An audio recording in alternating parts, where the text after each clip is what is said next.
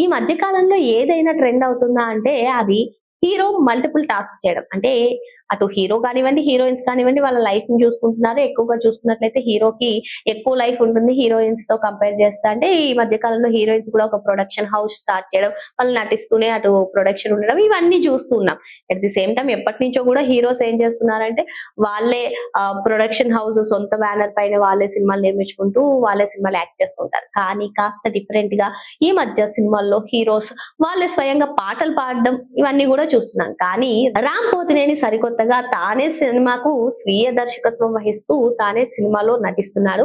Rapport 23 అనే working title తో ఈ సినిమా ముందుకెళ్తూ ఉంది. మరి గతంలో కూడా చూసాం ధనుష్ లాంటి వాళ్ళ హీరోస్ కూడా ఆయన నటించిన మల్టీ టాస్కింగ్ అని చెప్పొచ్చు. రాయన్ సినిమా స్వీయ దర్శకత్వంలో అంటే తానే దర్శకత్వం వహించి ఆ సినిమాలో హీరోగా యాక్ట్ చేశారు. ఇలా అతి కొద్ది మంది హీరోస్ ఉంటారు మల్టీ టాస్కింగ్ చేయడంలో. ఇప్పుడు రామ్ కూడా అందులో చేరిపోయారు. గతంలో కూడా సాంగ్ పాడి అందరినీ ఆకట్టుకున్నటువంటి సంగతి కూడా మనకు తెలిసిందే. మరి ఇటువంటి నేపథ్యంలోనే తానే దర్శకత్వం వహిస్తున్నటువంటి ఈ ర్యాపో 23 పైన అందరికీ కూడా ఆసక్తి నెలకొంది.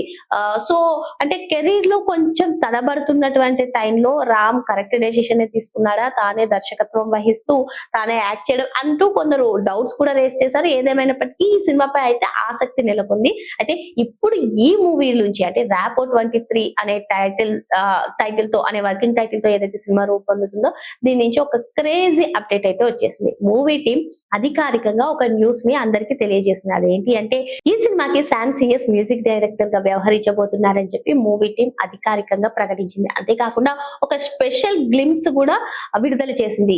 ప్రతి ప్రపంచానికి ఒక శబ్దం ఉంటుంది, ఈ ప్రపంచాన్ని విధ్వంసం శ్వాసిస్తోంది అంటూ ఆయన ఎంట్రీ శామ్ సిఎస్ ఎంట్రీతో ఒక స్పెషల్ గ్లిమ్స్ అయితే రిలీజ్ చేసి ఈ సినిమాకి మ్యూజిక్ డైరెక్టర్ గా శామ్ సిఎస్ వ్యవహరిస్తున్నారని చెప్పి అధికారికంగా ప్రకటించడం జరిగింది. మరి రామ్ పోతినేని సినిమాలో ఏదైతే మ్యూజిక్ డైరెక్టర్ గా బ్యాక్గ్రౌండ్ మ్యూజిక్ ఉంటుందో ఇది హైలైట్ గా నిలుస్తుందని, ఈ సినిమాకి హైలైట్ అవుతుందని చెప్పి ఇప్పటికే కథనాలు వినిపిస్తున్నాయి.